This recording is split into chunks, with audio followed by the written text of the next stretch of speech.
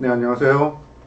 이 동영상에서는 블랙숄즈 포뮬라에서 결정된 콜옵션과 풋옵션의 가격에 영향을 미치는 중요한 변수들이 어떤 변수들이 있는지, 또 그 변수들이 변화됐을 때 콜옵션과 풋옵션의 가격은 어떻게 변화되는지, 또 그 변화되는 정도를 어떻게 측정하는지를 나타내는 중요한 지표들인 그릭이라는 변수들에 대해서 살펴보도록 하겠습니다. 그럼 먼저 블랙숄즈 포뮬라가 어떻게 주어졌는지 한번 복습을 해 보도록 하죠. 네, 블랙숄즈 포뮬라에서는 주가 ST는 지오메트릭 브라우니안 모션을 따라간다고 가정했었어요. 지오메트릭 브라우니안 모션. 네, 그건 ST의 디퍼렌셜이 mu ST dt 플러스 시그마 ST dBT 이런 조건을 만족하는 이런 형태의 스토캐스틱 디퍼렌셜 이퀘이션을 만족한다고 그랬어요. 이게 우리 주가의 기본적인 모형이었고, 여기서 추가적으로 무이어 미자율 우리 R이라고 했어요. 자, 원래 요 뮤라는 텀이 이 주식의 프로세스 주가 모형 ST가 가지고 있는 드리프트 텀이었고, 요 시그마가 그 주가가 가지고 있는 변동성, 볼로틸리티를 나타내는 변수였었어요. 그런데 무이어 미자율 R이 정해지고 나면 실제 이 개별 주식이 가지고 있는 드리프트라는 건 의미가 없고, 실제 무이어 미자율 R을 드리프트로 가지는 그런 지오메트릭 브라우니안 모션으로 우리가 브라우니안 모션을 바꿀 수 있었죠. 근데 실제는 여기 뮤를 R로 이렇게 바꿨을 수가 있었어요. 대신에 브라우니안 모션을 원래 주어진 브라우니안 모션이 아니라 요 드리프트를 바꿔주는데 생긴 그 차이를 이 브라우니안 모션에다 흡수시켜 줄 수 있었어요. 자, 이제 우리 지오메트릭 브라우니안 모션은 요 드리프트를 뮤 대신에 R을 가지고 있는 그런 모델로 가정을 할 거고, 편의상 틸다는 생략해서 그냥 브라우니안 모션으로 쓰도록 할게요. 네, 그래서 이게 우리의 주가 모형이에요. 이런 모형을 가지고 그리고 계산을 했을 때 이제 콜옵션, 풋옵션의 가격을 블랙숄즈 포뮬라가 계산을 해 주는데, 라지 T라고 쓴 건 만기였어요. 그 다음에 행사가 콜옵션과 풋옵션이 모두 행사가를 가지고 있을 테니까 동일한 행사가 K를 가지는 콜과 풋에 대해서 생각을 해보기로 해요. 네, 그랬을 때 콜옵션의 가격을 C라고 했었고 풋옵션의 가격을 P라고 썼었는데, 네, 이걸 계산을 해보면 S0 ND1 마이너스 KE 마이너스 RT D2. 네, 여기서 D1, D2라는 게 따로 주어질 그런 변수들이고, N, 라지 N이라고 쓴 건 표준 정규 분포의 누적 분포 함수죠.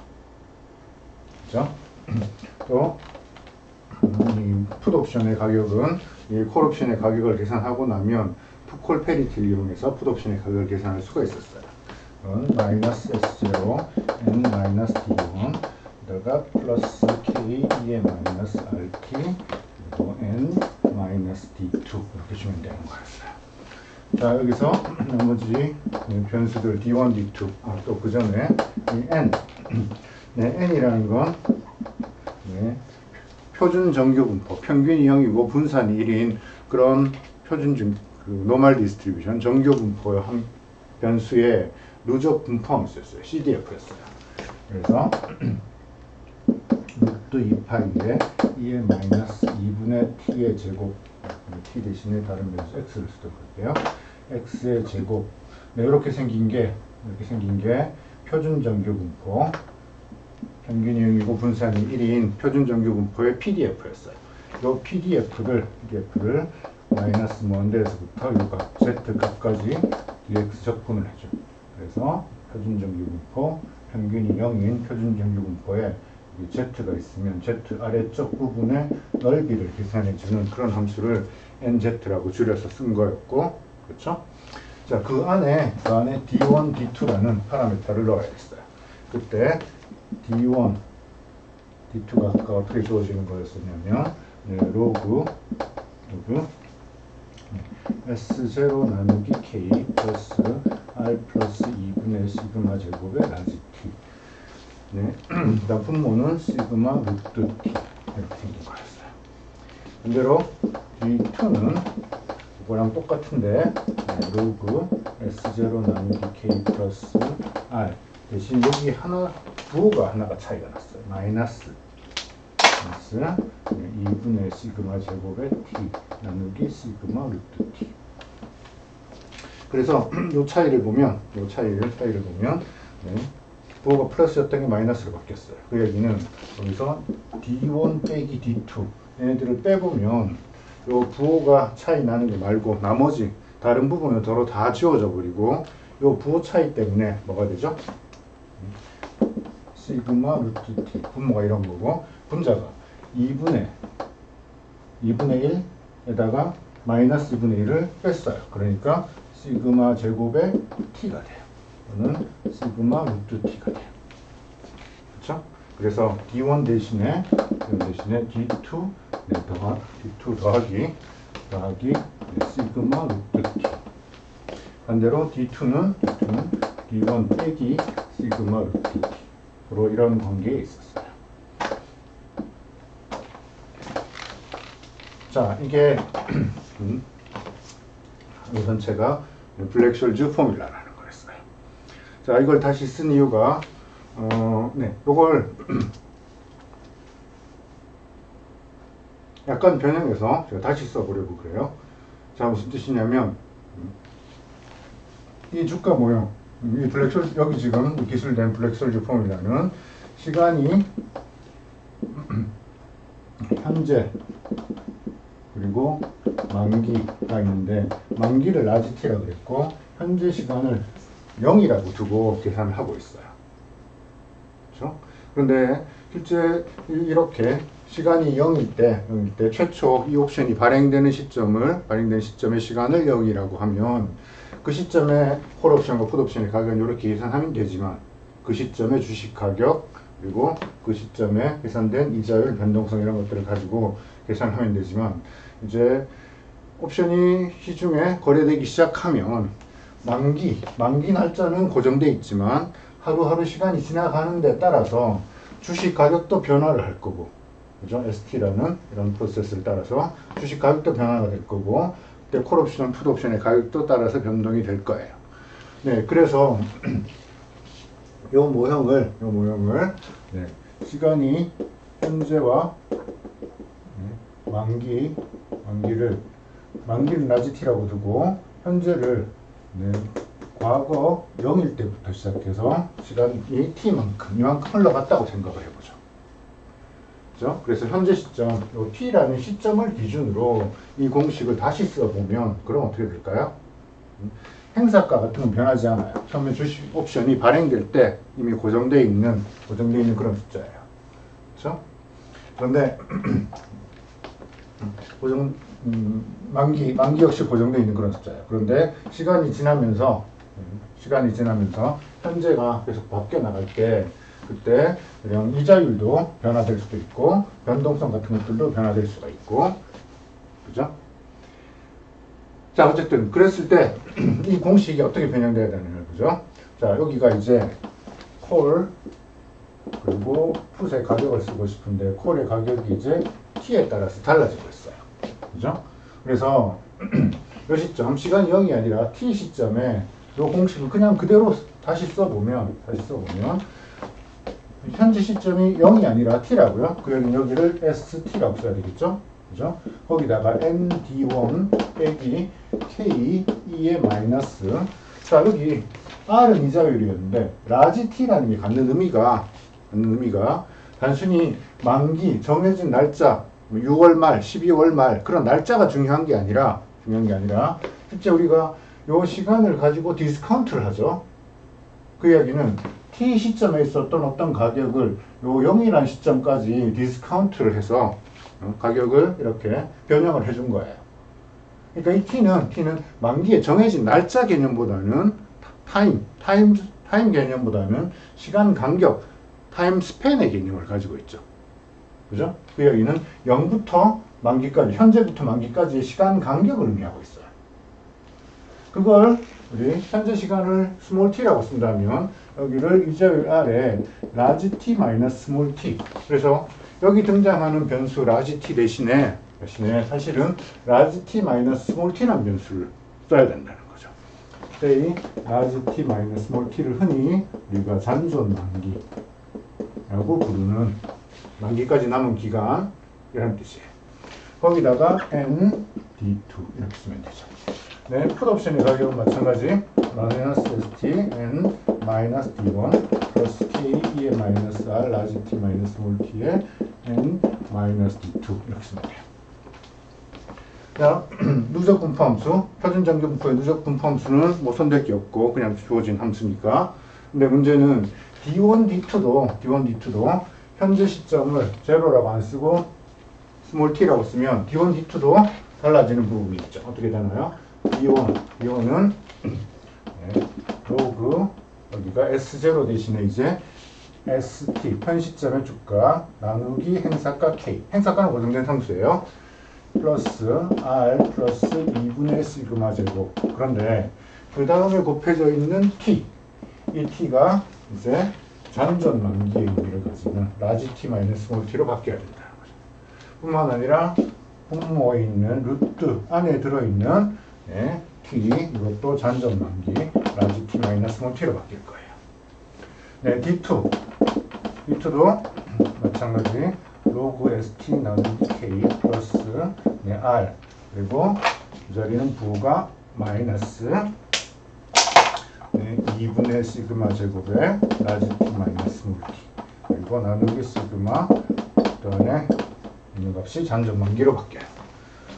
자, 이렇게 해놓고 두 개를 마찬가지로 다시 빼보면 그 차이를 볼 수 있겠죠. 그래서 d1은 d2에다가 원래 더하기 시그마 루트 t였는데 더하기 시그마 루트 안에 라지 t 마이너스 t 이렇게 들어가주면 되겠어요. 얘는 d1 빼기 시그마 이렇게 쓰면 되겠어요. 그렇죠? 그래서 이게 현 시점을 0이 아니라 스몰 t로 바꿨을 때 변형된 형태의 블랙숄즈 포뮬라예요. 자, 그래서 블랙숄즈 포뮬라를 앞으로 이제 저렇게 시간을 변형해서 쓰기로 하죠. 자, 그렇게 썼을 때 우리가 뭘 보고 싶은 거냐면 네, 옵션 가격에 옵션, 그러니까 콜 옵션 또는 풋 옵션, 이 옵션 가격에 영향을 주는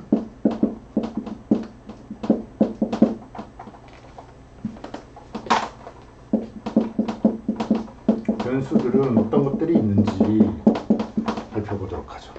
자, 콜 옵션의 가격, 풋 옵션도 마찬가지니까 콜 옵션에 대해 생각을 해보면 콜 옵션의 가격, 콜 옵션의 가격이 어떻게 돼야 된다고요? 얘는 D1, D2 그게 이 안에 들어가서 어떤 이런 함수 관계를 이루고 있어요. 또 D1, D2 안에는 이런 변수들이 들어가요. 그죠? 그래서 콜 옵션의 가격 전체를, 이 블랙숄즈 포뮬라 전체를 함수로 본다면 여기에 영향을 미치는 변수들이 전부 어떤 것들이 있느냐? ST, 그건 T 시점의 현재 주가예요. ST 현 시점의 주가예요. 그죠? 제일 중요한 변수라서 먼저 쓰도록 할게요. 여기다가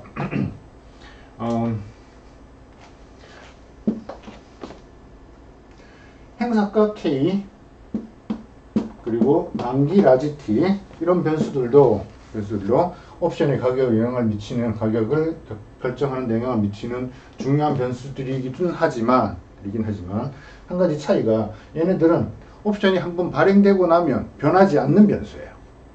행사가는 옵션 발행될 때 딱 결정되어 있는 행사가가 얼마인 옵션으로 발행이 되는 거니까 한번 발행이 되고 나면 변하지 않는 값이에요. 또 만기도 역시 발행되고 나면 변하지 않는 값이에요. 그렇죠? 그런데 이거 말고 이제 옵션에 영향을 미치는 다른 변수들을 보면 네, 중요한 변수들이 이자율 R 그리고 시그마라는 여기 변동성이 들어가 있죠. 변동성 R, 그 다음에 시간. 요 시간은 하루하루 날짜가 지나가면 요 현재가 만기를 향해서 하루하루 움직여가죠. 계속 증가하죠. 그죠? 거기에 따라서 large t 마이너스 small t, 요 잔존 만기까지 남은 시간이 점점 줄어들 거예요. 그죠?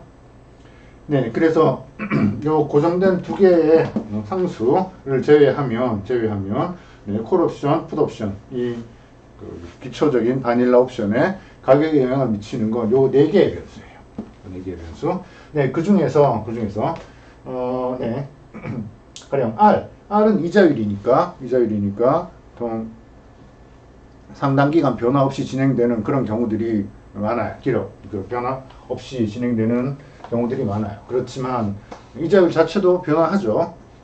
그죠? 한국은행에서 이자율을 기준금리를 높이기도 하고 내리기도 하고 경제 상황에 따라서 또 거기에 따라서 시장금리가 영향을 받죠. 그죠? 근데 스몰 t는 하루하루 시간이 가면 거기에 따라서 변화되는, 증가되는 어쩔 수 없는 그런 변수예요. 또 시그마라는 건 네, 변동성이죠. 변동성. 우리가 처음에 주가 모형을 할 때 주가가 어느 방향으로 움직일지 방향성, 뮤라는 방향성은 저건 예측할 수가 없어요. 저걸 알 수 있다면 주가가 오를지 내릴지를 안다는 뜻이에요. 우리는 주가가 상승할지 하락할지 그 경향성, 뮤는 예측할 수도 없고 예측하려고도 안 해요. 이 금융수학에 접근해서는. 그래서 이거 대신에 이자율 R을 쓰고 우리가 브라우니안 모션에다가 그 변동성을 다 집어넣어 버린 거예요. 그 경향성 텐던시를 다 집어넣어 버린 거예요. 자, 대신 우리가 관찰해야 되는 건 변동성이에요. 변동성은 어떤 통계적인 관찰로부터 특정 주식의 변동성이 얼마나 큰지 작은지를 우리가 통계적인 방법이나 아니면 기타 다른 방법을 통해서 계산해낼 수 있어요. 추정해낼 수 있어요.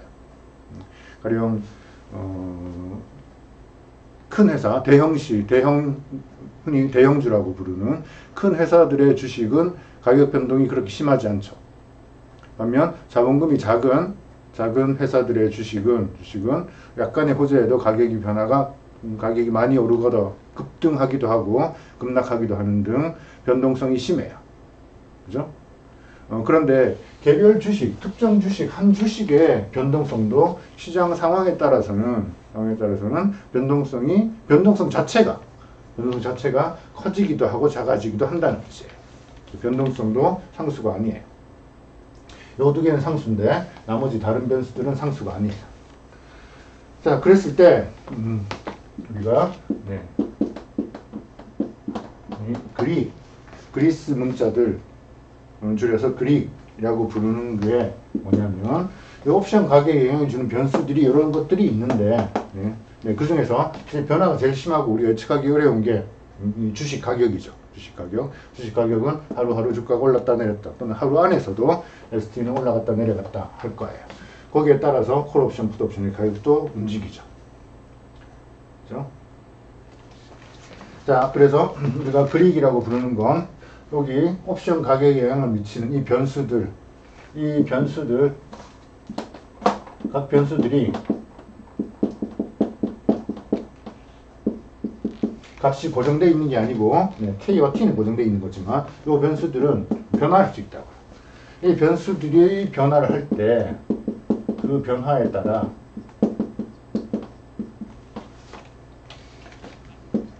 옵션 가격에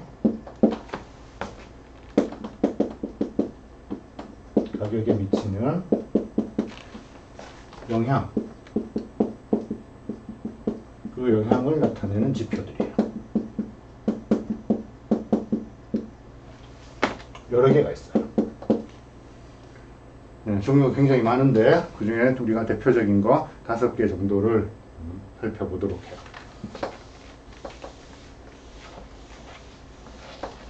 이걸 그릭이라고 부르는 이유는 요 각각의 미치는 영향 또는 센시티비티를 나타내는 변수들을 표현하는 고유의 그리스 문자가 있어요. 델타, 감마, 그 그다음에 베가, 로, 세타 이런 변수들이 있어요. 이 변수들을 다 그리스 문자로 표현을 하고 때문에 이 그릭이라는 게 이 주요 변수들이 블랙쇼즈 포뮬러에 의해서 콜옵션, 풋옵션에 어떤 영향을 미치는지 그 영향성을 나타내는 지표들을 그릭이라고 불러요. 자, 어떤 변수가 변할 때 가령 ST 주식 가격을 하나의 독립 변수라고 봤을 때 주가가 변화에 따라서 옵션 가격에 어떤 영향을 받느냐. 네, 그게 우리가 경제학적으로 가령 주가가 오르면 거기에 따라서 콜옵션의 가치가 더 높아지니까 콜옵션의 가격이 상승해야 된다. 또 뭐 시간이 지나가면 시간 가치가 떨어지니까 콜옵션의 가격은 하락해야 된다. 이런 경제학적인 원리를 가지고 특정 변수가 다른 변수에 어떻게 영향을 미치는지 우리 설명을 해줄 수 있어요. 그렇죠? 그건 해당되는 변수가 증가할 때 대응되는 콜옵션, 풋옵션의 가격이 가령 과연 증가하느냐 감소하느냐라는 걸 경제학적인 원리로 풀어보려고 그러는 거예요. 근데 그걸 수학 관점에서 보면, 수학이란 도구를 사용해서 보면 어떤 변수가 변화됐을 때, 가령 이자율이 변화됐을 때 콜옵션의 가격이 증가하느냐 감소하느냐 라는 건 별거 아니죠. 그냥 편미분 해보면 되죠. 편미분을 해서 이자율 R로 이 콜옵션의 가격을 편미분해서 그 편미분한 값이 0보다 크면 그럼 증가한다는 뜻이에요. 그죠? 이자율이 커지는 데 따라 옵션 가격이 증가한다는 뜻이에요. 반대로 그 편미분의 값이 0보다 작으면 그러면 감소한다는 뜻이죠. 이자율이 커지는 데 따라서 옵션의 가격이 감소한다는 뜻이에요. 그러니까 단순히 그 편미분의 부호만 우리가 보면 증가, 감소라는 경향성을 알아낼 수 있지만 우리는 그 편미분의 값 자체, 실제 미분 값을 살펴보면 그러면 해당되는 독립 변수가 증가할 때, 얼마만큼 증가했을 때 대응되는 콜옵션, 풋옵션의 가격이 얼마만큼 센시티브하게 어느 정도의 기울기로 영향을 받는지를 알 수 있다는 거예요. 그래서 이 그릭이라는 건 사실 별게 아니고 블랙쇼즈 포뮬러를 여기 있는 이 변수들로 미분 계수들이에요. 편미분 계수들이에요. 자, 그 중에 가장 중요한 그릭이 바로 델타라는 건데, 네, 델타. 첫 번째 중요한 그릭이 델타예요. 자, 지금 우리가 콜옵션 그리고 풋옵션을 함께 다루고 있으니까 이 그리스 문자들도 콜옵션에 대응되는 그리스 문자, 그릭인지 또는 풋옵션에 대응되는 그릭인지를 구별할 필요가 있을 거예요. 그래서 네, 콜옵션에 대응되는 그릭이라고 이렇게 쓸게요. 자, 델타, 첫 번째 델타라는 그릭은 뭐냐? 델타라는 건 C를 S로 미분한 거예요. 여기 지금 우리가 ST라고 썼지만 현재 시점의 주식 가격을 ST라고 썼지만 그걸 그냥 하나의 독립 변수로 보고 있는 거니까 주식 가격이 더 높은 경우, 낮은 경우 보는 거니까 그냥 ST 대신에 줄여서 S라고 쓸게요. 그래서 여기 등장하는 이 블랙쇼즈 포뮬러에 등장하는 요 S를 가지고 콜옵션의 가격을 미분하면 어떻게 되느냐라는 거예요. 자, 콜옵션의 가격은 S, ND1 빼기 K, 그 다음에 디스카운트 텀이 있고 ND2 이렇게 생겼네요. 이걸 S로 미분하면 뭐가 되죠? S로 미분하면 S로 여기 있으니까 이거로 미분하면 ND1이 되네요. 그죠? 맞나요? 미분을 잘 했나요? 이걸로 미분하면 요항만 남게 되겠지만 미분을 제대로 한 게 아니죠. 그죠? 이 함수 n 안에 d1 또는 d2가 들어있는데 그 d1, d2가 s에 영향을 받잖아요. d1, d2 안에 s가 또 들어있잖아요. 그러니까 이 s로 여기 있는 s들로 미분을 해야 된다고요. 그렇죠? 그러니까 미분을 제대로 한 게 아니에요. 그런데 아주 우연히도 이 계산을 다 해놓고 나면 다른 항이 다 사라지고 답은 ND1이 되는 게 맞아요. 그냥 요식만 보고 S가 여기 있구나. 이거 가지고 미분했으니까 ND1이라고 답을 쓴 건 풀이 과정은 틀렸지만 네, 우연히 답은 맞은 거예요. 사실 요 편미분은 안에 들어있는 D1, D2들도 미분을 제대로 해줘야 된다는 거예요. 자, 그래서 요 계산을 한번 확인해 보도록 하죠. 자, 먼저 우리 계산 과정에서 필요한 게 뭐냐면 네, D1, D2를 S로 미분해 봐야 돼요. 그래서 네, D1이라는 걸 D1도 여러 변수들이 영향을 받죠. S, R, 시그마, T 그죠? 네, 그걸 S로 편미분을 하면 S로 편미분은 어떻게 되나요? 자, S로 편미분하면 여기 로그 ST 나누기 K가 있어요. 로그 ST를 미분하면 그러면 ST분의 1이죠. 역수죠. 여러분 네, 로그 여기 ST가 있고 나누기 K가 있어요. 이걸 DDST로 미분하면 뭐죠? ST분의 1이에요. ST분의 1인가요? ST분의 K인가요? ST분의 1이죠. 1 그죠? 얘는 네, 로그 S 마이너스 로그 K라서 분모에 있는 상수는 미분할 때 영향을 미치지 못해요. 그렇죠? 그래서 이걸 미분을 하면 네, 요 로그 텀이 ST에 역수를 주고 나머지 뒤에 있는 건 ST랑 상관없으니까 다 사라지고 분모는 그대로 유지해야 되겠죠?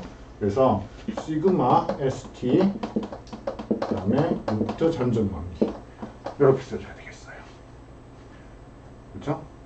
자, 이건 D2를 S로 미분할 때도 역시 똑같죠? D2는 여기 부호가 다른 것 뿐인데 이 항들은 어차피 S 미분에는 영향을 주지 못해요.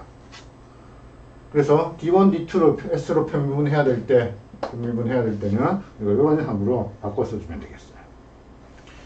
자, 이제 콜옵션의 가격을 네, 주식 가격으로 미분을 한번 해보도록 하죠. 네, 이건 요식을 이제 차례대로 미분을 하기 시작하면 ST 미분을 하면 첫 번째 ND1은 그대로 나와요. 그렇죠? 이게 답이라 그랬죠? 그런데 그거 말고도 뒤에 다른 항들이 더 나올 거예요. 어떤 항들이 더 나오나요? 플러스 네, S가 있고 이제 ND1을 미분해야 돼요. S로. 그건 N을 먼저 요건 그 누적 분포함수 정규분포의 표준 정규분포의 누적 분포함수였으니까 그 함수를 먼저 미분하는 게 있고 그 다음에 이 D1을 다시 S로 미분해야 될 거예요. 여기는 편미분이죠. 네. 이어서 네. 마이너스 행색과 K 2에 라지 R 라지 T 마이너스 스몰 T 네. 형을 볼까요? 마이너스 행색과 K의 2에 마이너스 R 라지 T 마이너스 스몰 T라는 디스카운트 텀이 있고 그 다음에 ND2를 미분해야 되죠. ND2를 미분하는 건 역시 N'에 D2를 두고 D2를 DS로 편미분을 해야 될 거예요. 그렇죠? 그래서 이걸 다시 풀어서 보면 ND1이라는 항이 있고 자 플러스 주식 가격 S 자 N'의 D1은 뭔가요? 아까 N이 표준 정규 분포의 누적 분포함수라고 그랬으니까 그걸 미분한 게 바로 PDF예요. 그렇죠? 아까 NZ가 마이너스 먼데에서부터 Z까지 루트 2파이 2의 마이너스 2분의 X 제곱을 DX 이렇게 적분한 거였으니까 이걸 프라임을 하면 즉 Z로 미분을 하면 이 함수에다가 Z를 집어넣은 게 되죠. 그죠? 그래서 N'의 D1이라는 건 루트 2파이 2의 마이너스 2분의 여기가 D1의 제곱 이렇게 바뀌어요. 그죠? 거기다가 곱하기 D1을 S로 편미분하라 그랬네요. D1을 S로 편미분한 건 이런 항이었어요. 그죠? 시그마 S 루트 라지 T 마이너스 T. 자, 거기다가 마이너스 K2의 마이너스 디스카운트 텀이고 네, 이 부분도 마찬가지 미분을 하면 네, 루트 2파이 2의 마이너스 2분의 D2의 제곱이네요. 그죠? 네, 그리고 뒤에 이런 항이 있어요. 요 미분은 D2의 편미분은 시그마 S 그다음에 루트 잔존만기 이렇게 변형될 수 있겠죠. 그렇죠? 그래서 ND1이라는 항은 남아 있고, 자 뒤에 항이 두 개가 있는데 네, 비슷한 항들을 가지고 묶어내 보도록 할게요. 자, 똑같은 항이 루트 2파이가 똑같이 루트 2파이분의 1이라는 게 똑같이 들어있고, 그 다음에 D1, D2를 편미분해서 나온 이런 항이 양쪽에 똑같이 들어있어요. 시그마 S 루트 잔존만기라는 항이 똑같이 들어있고, 자, 이거 이외의 항을 묶어보면 여기는 네, 주식 가격 S에다가 2의 마이너스 2분의 D1 제곱, 그죠? 그 다음에 뒤쪽은 마이너스 여기 행사가 K 2의 마이너스 R 디스카운트 텀이 있고, 그 다음에 2의 마이너스 2분의 D2의 제곱, 네, 이렇게 묶어줄 수 있겠죠. 그렇죠? 자, 거기서 네, 요 항, 이 괄호 안에 들어있는 항이 제 주장이 뭐냐면, 네, 요 편미분 한 개에 ND1만 남는다라는 건 얘는 0이 아닐 테니까 괄호 안에 들어있는 요 항이 0이라는 뜻이에요. 그렇죠? 요 항을 네, 스타라고 하면 네.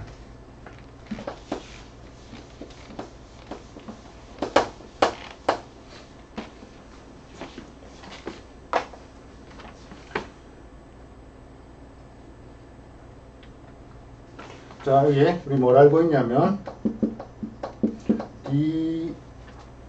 D2를 D1 빼기 시그마 루트 라지 T 마이너스 몰티 이렇게 쓸 수 있었어요. 그죠? 그러니까 여기 들어있는 지수함수 익스포넨셜의 마이너스 2분의 D2의 제곱을, 여기 D2의 제곱을 실제 D1 빼기 이거로 이렇게 한번 바꿔 넣어보죠.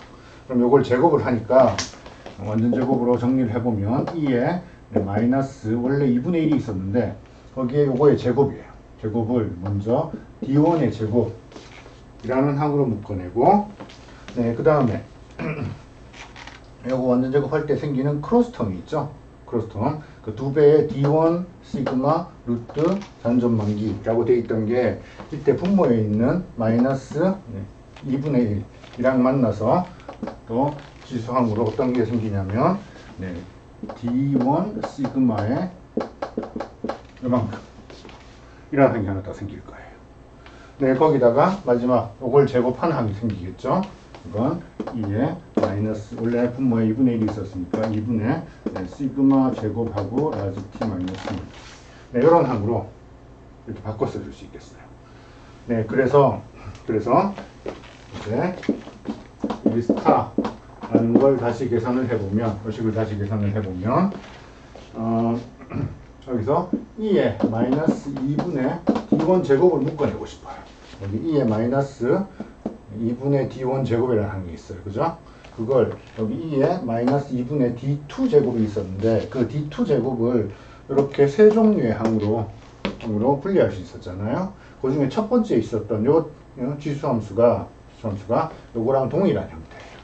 그래서 2의 마이너스 2분의 D1 제곱이라는 항으로 묶어내고 나면 그럼 여기는 S가 남고요. 그렇죠? 그 다음에 뭐가 남나요? 마이너스 K2의 마이너스 R 라지 T 마이너스 몰티 잔존만기 큰 디스카운트 해줘야 되고, 그 다음 뒤에 이에 마이너스 2분의 D2 제곱에 있었던 항 중에서 요 두 개의 항이 나와요. 그래서 우리가 네, 그냥 쓸까요? 네, 여기다가 2에 옮겨서 작게 써볼게요. 2에 마이너스 2분의 D1 제곱이 있고, 네, 여기다가 S 마이너스 K 2에 마이너스 R 라지 T 마이너스 몰티 라는 게 있었고, 거기다가 여기 크로스텀, 자, 크로스텀 이게 익스포넨셜 위에 D1하고 시그마 루트 잔존만기, 근데 시그마 루트 라지 T 마이너스 몰티, 이게 정확히 D1의 분모였어요. 그죠? D1의 분모에 들어있던 거예요. 그 얘기는 요 크로스텀이라는 게 D1의 분자에 해당된다고요. 그렇죠? 그래서 여기다가 이에 D1의 분자를 쓰고 싶어요. 로그 S만 나누기 K 플러스 R 플러스 2분의 시그마 제곱의 라지 T 마이너스 1T. 그렇죠? 자, 거기다가 뒤에 마지막에 또 곱하기 여기 익스포넨셜 마이너스 2분의 시그마 제곱 라지 T 마이너스 1T. 그런 항들이 곱해지네요. 그렇죠? 자, 근데 어떻게 변화되는지 볼까요? 여기서 지금 지울 수 있는 게 여기 처음에 들어있는 디스카운트 텀 위에 마이너스 R 그 다음에 디스카운트 텀이 이 위에 여기 있는 R 그 다음에 잔존만기 해서 여기 밑줄 그은 촉색 항이랑 요 R이 사라져요. 그렇죠? 그 다음에 뒤에 있는 요 익스포넨셜 텀은 지수 위에 마이너스 2분의 시그마 제곱 라지 T 마이너스 1T 그게 여기 있는 2분의 시그마 제곱이랑 사라지죠. 그죠? 그게 사라지고 나면 뭐가 남는 거죠? 마이너스 2분의 D1 제곱이 있고 S 마이너스 K에다가 익스포넨셜 로그의 K분의 S. 근데 요게 익스포넨셜의 로그니까 역함수라서 이게 K분의 S예요. 그렇죠? K를 지우면 둘 다 S라고요. 따라서 이 항이 0이에요. 그렇죠? 그래서 여기 스타라고 붙어있던 이 항이 사라져버려요. 그리고 ND1이라는 값만 남게 돼요. 네? 그래서 이 콜옵션, 블랙쇼르즈 포뮬러에서 정의된 이 콜옵션에서 사실은 S가 D1, D2에도 들어있으니까 이 콜옵션의 가격이 주가가 변화되는 데 따라서 어떻게 변화되느냐 그 변동성이란 말보다는 그 센시티비티, 민감도 그 민감도를 측정하기 위해서 S로 미분을 해보는데 마치 뒤 안에 있는 S는 무시하고 여기 있는 S로만 편미분을 하면 나오는 ND1 요게 콜옵션의 델타예요. 델타. 주식 가격에 대한 민감도예요. 자, 이걸 이제 풋옵션에 대해서 계산해보면 어떻게 될까요? 풋옵션에 대해서 콜옵션에 대한 델타는 이런데 풋옵션에 대한 델타. 그러면 이거 가지고 또 다시 미분을 하나요? 근데 그게 아니라 여러분 콜옵션과 풋옵션 사이에는 풋콜 페리티라는 게 있다고 그랬죠. 풋옵션에 대한 델타는 풋옵션의 가격을 다시 주식 가격으로 이렇게 나눠본 거예요. 주식 가격으로 미분한 거예요. 얘는 어떤 값이 되느냐면 ND1 빼기 1이에요. 왜 그럴까요? 왜 그러냐면 역시 풋콜 페리티로부터 콜옵션과 풋옵션 사이에는 S-C 플러스 P 이렇게 계산해 준 게 변동성이 다 사라져 버리고 만기 행사가를 이렇게 디스카운트한 것 같다고요. 그렇죠? 그래서 이걸 DDS로 S로 편미분을 하면 이게 1 빼기 이게 델타 C예요. 델타라는 그리기 주어진 옵션의 가격을 주식 가격 S로 편미분한 거예요. 그래서 C를 S로 편미분한 게 델타 C. 그러면 P를 S로 편미분한 게 델타 P예요. 이쪽은 S랑 상관없는 상수니까 미분하면 0이에요. 그러니까 델타 P는 이걸 넘기면 델타 C의 델타 값에다가 마이너스 1만큼 줄어들어요. 그렇겠죠? 자, 이거로부터 우리가 뭘 할 수 있냐면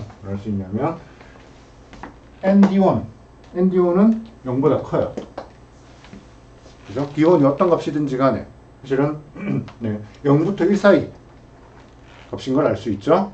그죠? ND1은 표준 전교 분포에 누적 분포함수였어요. 거기에다가 D1을 넣는 거라고요. 그죠? 이게 0보다 크고 또 풋옵션의 델타는 0보다 작아요. 이걸 어떻게 해석하면 되나요? 이걸?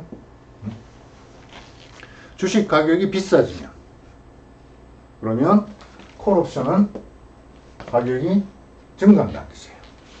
주식 가격에 대한 미분값, 그 기울기가 양수라는 뜻은 주식 가격이 비싸지면 그럼 콜옵션의 가격이 비싸진다는 거죠. 그래야 되죠. 그죠? 콜옵션이라는 게 뭔데요? 행사가보다 더 가격이, 주식 가격이 더 높아지면 그 차액만큼을 페이오프로 받는 옵션이잖아요. 그죠? 그러니까 주식 가격이 높아지면 높아질수록, 행사가에 가까워지면 가까워질수록, 또는 행사가를 더 넘어서 오르면 오를수록 콜옵션의 페이오프는 점점 커진다고요. 따라서 그 가격도 같이 상승해야 되죠. 반대로 풋옵션은 그 반대죠. 그죠? 주가가 오르면 오를수록 풋옵션은 더 많은 손실이 일어나게 돼요. 그래서 풋옵션은 델타 값이 음수예요. 자, 이게 콜옵션 옵션의 가격에, 콜옵션 풋옵션의 가격에 가장 영향을 많이 미치는 주식 가격 S를 가지고 각각의 옵션 가격을 미분해서 얻은 델타라는 첫 번째 중요한 그릭이에요. 네, 그 다음 중요한 그릭들은 이제 옵션에 영향을 미치는 다른 변수들을 가지고 미분을 해 볼 텐데, 사실은 다른 변수들보다 더 중요한 게 이 S, 주식 가격이 워낙 변화가 심하기 때문에 그거에 대한 변동성, 이 센시티비티, 현미분 뿐만 아니라 우리가 뭘 중요하게 보냐면 이 주식 가격이 변화될 때 콜옵션 또는 풋옵션의 가격에 어떤 영향을 미치는지 그 이계도함수까지 우리가 관찰해서 그 영향을 살펴볼 거예요. 즉 이게 첫 번째 그릭이라면 두 번째 그릭은 감마라고 부르는 건 주식 가격으로 두 번 미분한 거예요. 그러니까 옵션 가격을, 콜옵션의 가격을 주식 가격으로 미분을 두 번 한 거예요. 네, 이걸 감마. 네, 여기 우리 콜옵션에 대한 그 센시티비티인지 풋옵션에 대한 건지, 콜옵션에 대한 그릭인지 풋옵션에 대한 그릭인지를 구별하기 위해서 여기 C 이렇게 붙여준다 그랬죠. 또 감마 P라고 하면 풋옵션의 가격을 S로 두 번 미분한 거예요. 그쵸? 자, 그런데 콜옵션의 감마는 결국 감마 C는 델타 C를 S로 한 번 더 미분한 거고, 또 감마 P는 델타 P를 S로 한 번 더 미분한 거예요. 요 두 개의 차이는 1만큼 차이 나요. 그죠? 차이가 1밖에 안 나요. 1만큼 차이 나니까 요 두 개의 값이 그냥 일치하죠. 요걸 S로 미분하나, 이게 뒤에 마이너스 1을 붙여서 이걸 S로 미분하나 값이 같다고요. 그죠? 또는 다시 우리가 콜페리티를 생각해서 S 마이너스 C 플러스 P, 이게 이렇게 돼야 된다 그랬으니까 여기서 요식을 이쪽은 S가 없으니까 상관없어요. 그죠? 이걸 S로 두 번 미분하면 이걸 DDS, S로 한 번 미분하면 1 빼기 델타 C 플러스 델타 P, 이게 0이었어요. 이걸 다시 S로 한 번 더 미분을 하면 이 부분이 없어지니까 마이너스 감마 C 플러스 감마 P가 0이라고요. 그래서 감마는 콜옵션이나 풋옵션이나 값이 다르지 않아요. 동일해요. 그렇겠죠? 그래서 이걸 구별하지 않고 그냥 싱글 감마로 표현을 하면 되겠어요. 자, 이 값은 어떻게 되느냐? 어떻게 되나요? 감마는 DDS로 ND1을 이걸 S로 한 번 더 미분하면 돼요. 그렇죠? 어떻게 미분하는지 우리 벌써 해봤던 거죠? ND1을 미분하면 어떻게 되나요? 얘는 먼저 쓸까요? N 프라임 D1 N에다가 D1을 S로 미분한 거죠. 그죠? 그러니까 N 프라임이 네, 루트 2파이 루트 2파이 그 다음에 2의 마이너스 2분의 D1의 제곱 이라는 게 있고 네, 거기다가 D1을 S로 한번 편입을 해주면 된다고 했어요. 그게 뭐였었냐면 네, 시그마 S 루트 라지 T 마이너스 스몰 T. 네, 이게 감마예요. 그렇죠? 자, 이 값은 항상 양수죠.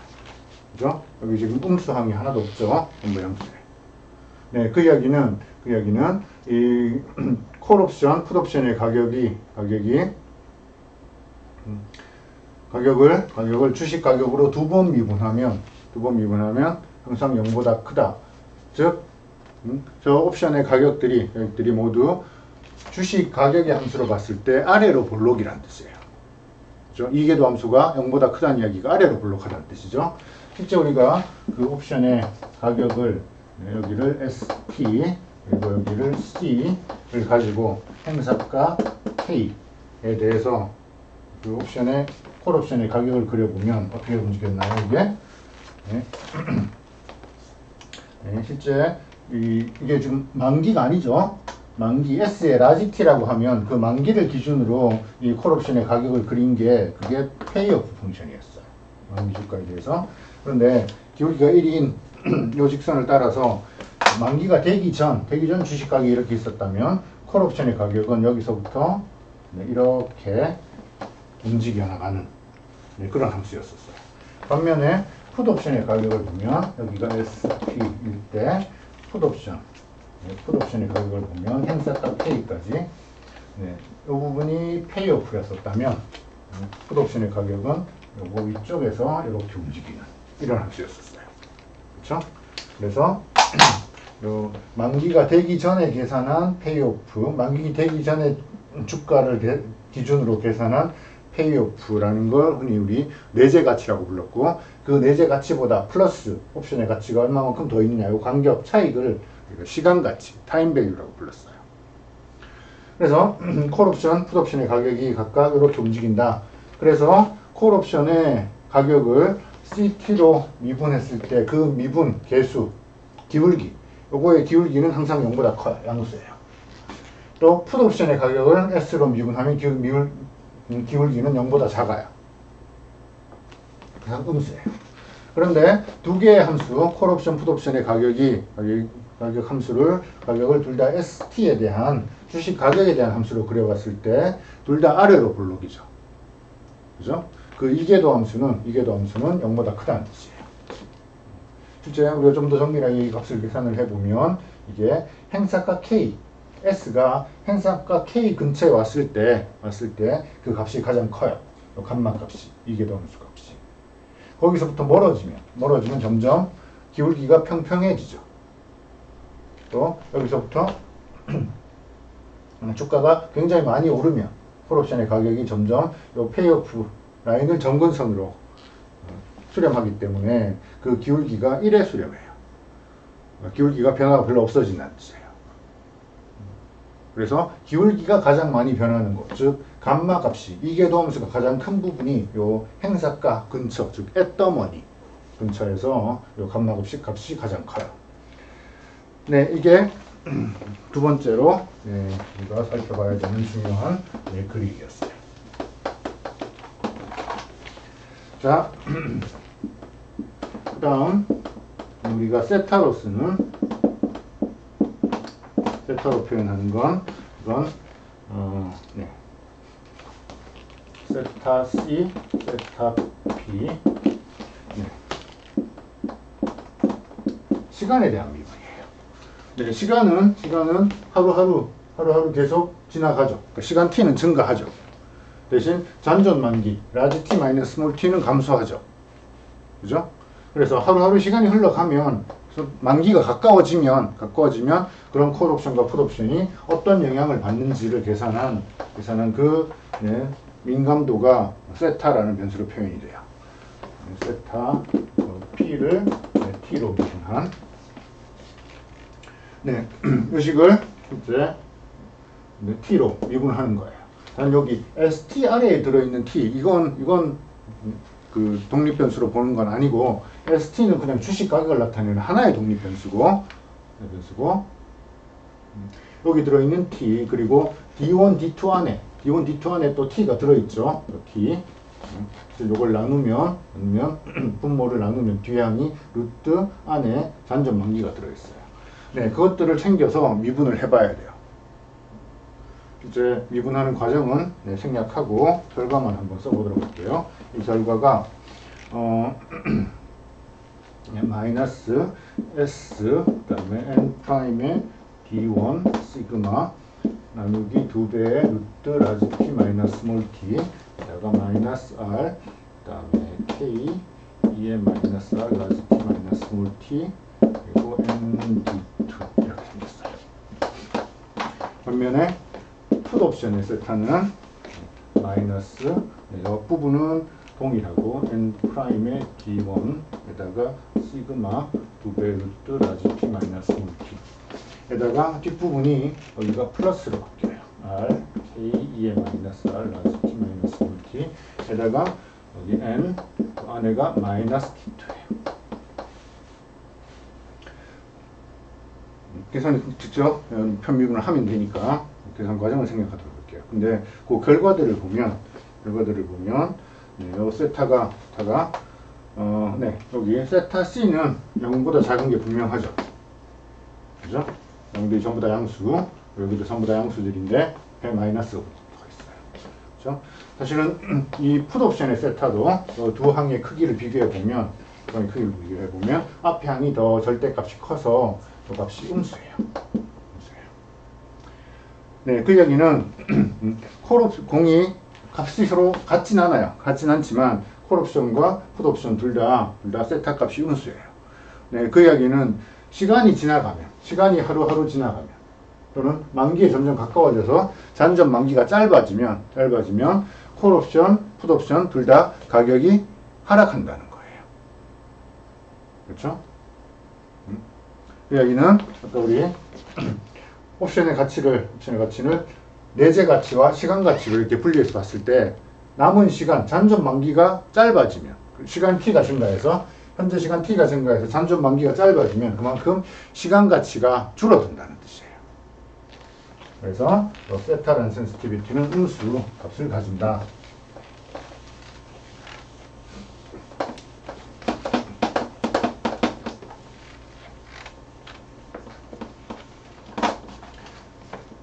네, 이어서 네, 배가라고 부르는 이 센시티비티는 배가 콜옵션과 풋옵션의 배가가 둘 다 동일해요. 그래서 그냥 배가 하나로만 써주는데 네, 이게 뭐냐면 네, 콜옵션의 가격을 볼로틸리티 변동성 시그마로 미분한 거예요. 네, 시그마가 지금 여식 자체에서는 보이지 않지만 D1, D2 안에 들어있죠. 여기 시그마가 들어있고 분모에도 시그마가 들어있어요. 이 시그마를 가지고 미분을 하면 지금 여기 D1, D2 안에 들어있는 콜옵션, 풋옵션에 대해서 우리가 저걸 계산해보면 동일한 걸 알 수 있어요. 이렇게 그죠? 푸콜 페리티로부터 동일한 결과를 얻을 수 있다. 이걸 알 수 있죠. 자, 얘는 역시 계산 과정을 생략하고 결과만 써보면 네, S 루트 라지 t 마이너스 스몰 t의 n 프라임의 d1이에요. 그렇죠? 얘는 네, S 라지 t 마이너스 스몰 t 루트 2파이분의 1의 2의 마이너스 2분의 d1의 제곱. 그래서 얘는 항상 0보다 큰 값을 가져요. 네, 변동성이 커지면 그러면 콜옵션과 풋옵션의 가격이 둘 다 커진다는 뜻이에요. 자, 그림 잠시만요. 이게 갖는 요 현상이 갖는 경제학적인 의미를 살펴보자면 자, 콜옵션의 가격이 이렇게 움직인다고 했어요. 그렇죠? 여기가 지금 만기가 아니고 만기 되기 전 현재 주식 가격이죠. 그렇죠? 현재 주식 가격이 행사가 K에서부터 아주 많이 떨어져 있을 때 이 콜옵션이 가치를 가진 행사가 위로 올라갈 만기에 주가가 행사가보다 커질 가능성이 별로 없으니까 그때 콜옵션의 가치가 거의 0이라고요. 그렇죠? 그런데 다른 변수는 다 가만히 놔두고 변동성이 커진다라고 하면 어떻게 되나요? 변동성이 커지면 이 ST의 변화가 더 심하다는 거죠. 만기가 됐을 때 주가가 많이 오를 수도 있고 많이 떨어질 수도 있다는 뜻이에요. 만기가 됐을 때 주가가 많이 떨어지더라도 어차피 콜옵션은 주가가 아무리 더 떨어지더라도 휴지 조각이 되는 건 마찬가지라고요. 반면에 만기가 됐을 때 주식 가격이 행사가 K보다 더 커질, 그만큼 더 상승할 가능성이 많아지는 거니까 변동성이 커지면 주가가 상승할 가능성이 더 커지는 거니까 그 이유 때문에 콜옵션의 가격이 커지는 거라고요. 그건 단순히 이 out of the money 인성이기 때문에 인 경우에만 그런 게 아니고 사실 in the money라고 생각하더라도 현재 주가가 여기 와 있다고 생각해봐요. 요게 내재 가치고 요만큼 시간 가치예요. 그렇죠? 동일한 상황에서 다른 변수는 가만히 놔두고 변동성이 더 커진다라고 하면 여기서 만기까지 기다렸을 때 주가가 더 많이 오를 수도 있고 더 많이 떨어질 수도 있고 그 변화가 심해진다는 뜻이에요. 그죠? 변화가 심해지면 주가가 떨어졌을 때 발생하는 손실은 K 이하로 떨어지면 손실이 계속 내려가는 게 아니고 손실이 막혀 있어요. 그죠? 이때부터 가치 하락분이 막혀 있다고요. 근데 주가가 오르면 오를수록 콜옵션의 페이오프는 선형으로 리니어하게 계속 증가하죠. 오를 때는 계속 증가하고 하락할 때는 가치가 그 하락하는 하한이 제한되어 있으니까 변동성이 커지면 콜옵션 소유자는 그만큼 확률적으로 더 많은 가치를 얻을 수 있다는 뜻이에요. 그게 반영이 돼서 콜옵션의 가격이 더 상승한다는 뜻이에요. 그 센시티비티를 계산한 게 이 베가라는 거예요. 콜옵션과 풋옵션 마찬가지로 변동성이 커지면 그러면 그 가격은 상승해요. 네, 다음으로 로우라는 변동성은 이제 이자율에 대한 이야기예요. 이건 콜옵션의 로우와 풋옵션의 로우가 서로 다른데 콜옵션의 가격을 이자율 R로 미분한 거예요. 또 풋옵션의 가격을 이자율 R로 미분한 거예요. 네, 이건 계산을 해보면 K 그 다음에 단존 만기가 있고 이에 마이너스 R 라지 T 마이너스 스몰 T 여기에 N D2 또 풋옵션의 로우는 이제는 그러니까 이 값들이 다 양수죠. 풋옵션의 로우를 계산하면 마이너스 부가 붙어 있어요. 마이너스 K에 단존 만기가 있고 디스카운트 텀이 있고 그다음에 N 여기가 마이너스 T이에요. 그래서 앞에 붙어 있는 마이너스 때문에 얘가 음수가 돼요. 그래서 이게 무슨 뜻인가요? 이자율이 상승함. 다른 변수는 다 가만히 있는데 이자율이 상승하면 콜옵션은 가격이 비싸진다는 거예요. 또 풋옵션은 가격이 싸진다는 거예요. 그럼 왜 그럴까요? 경제학적인 설명이 되나요? 콜옵션은 이자율이 높아지면 콜옵션은 비싸진다. 왜 그렇죠?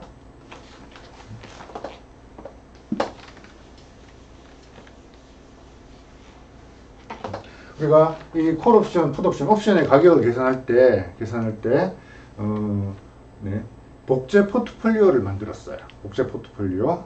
그렇죠? 그래서 만약에 우리가 또는 콜옵션을 우리가 하나를 매도했다, 하나를 팔았다라고 생각을 하면 여기 콜옵션 그러면 또 그 기초자산이 되는 주식 그리고 현금 이걸 가지고 포트폴리오를 만들어서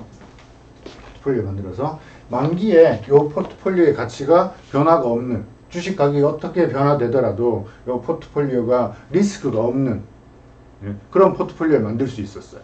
그죠? 이게 마이너스 콜을 한 개를 팔면 그때 보유해야 되는 주식수가 콜을 팔았으니까 주식을 옵션을 매도했으니까 주가가 오르면 이 콜 옵션을 사가지고 간 사람에게 우리가 그만큼 더 많이 물어줘야 되죠. 그죠? 때문에 그 리스크를 해칭하기 위해서 우리가 적절한 숫자의, 적절한 수량의 주식을 보유해야 된다고 그랬어요. 그죠? 그걸 우리 예전에 수업 시간에 델타계를 보유해야 된다라고 불렀는데, 이야기했었는데, 요 델타가 지웠네요. 정확히 콜 옵션의 첫 번째 그릭, 그 델타 값이에요. 그래서 콜을 하나를 팔고 주식을 사고 주식을 사야 돼요. 그죠? 주식을 사면 그때 콜을 판 돈보다 사야 되는 주식수가 더 크기 때문에 아니요. 네. 주식의 가격이 더 크기 때문에 우리가 은행에서부터 현금을 빌려야 된다고요. 그래서 여기 차입금이 필요해요. 이 차입금이 필요하면 만기에 가서 요 금액을 갚아야 되니까 이자율이 커지면 만기에 가서 갚아야 되는 요 금액이 그만큼 더 커진다고요. 그죠? 그 이야기는 이 콜옵션을 처음에 팔 때 그만큼 더 비싼 가격을, 비싼 프리미엄을 받고 팔아야지 공정한 그런 가격 구조를 만들 수 있다는 뜻이에요. 반대로 풋옵션인 경우에는 풋옵션을 하나를 매도를 하면 대신 주식을 델타 P개를 보유해야 돼요. 근데 이 델타 P가 음수라 그랬잖아요. 델타 P가 음수라는 건 주식을 우리가 마이너스 음수개를 보유하고 있어야 된다는 뜻이에요. 또는 공매도를 해야 된다는 뜻이에요. 네, 공매도를 하면 주식의 개수는 우리가 음수개를 가지고 있지만 대신 주식 판도는 바로 현금으로 우리 통장에 들어오죠. 그죠? 그걸 여기다가 예치를 해줘야 된다. 이렇게 예치해둔 이 금액은 만기가 될 때까지 이자가 발생할 텐데, 그러니까 이자율이 높으면 요 예치금으로부터 그만큼 더 많은 이자를 받을 수 있고, 그렇죠? 그 이야기는 우리가 처음에 풋옵션을 팔 때 더 적은 프리미엄을 받고도 팔 수 있다는 뜻이에요. 그렇죠? 이자율이 커지면 풋옵션의 가격은 떨어진다고요. 이자율에 대한 풋옵션의 센서티비티는 음수예요. 콜옵션의 센서티비티는 양수고. 네, 이외에도 여러 가지 다른 그릭들이 있지만 가령 이자율에 대한 이계 미분이라든지 그런 그릭들이 있지만 지금 설명한 요 5개의 그릭이 옵션 가격에 영향을 파악하기 위해서 우리가 중요하게 보는 그런 센시티비티들이에요. 네, 이상으로 그릭에 대한 설명을 마치도록 하겠습니다.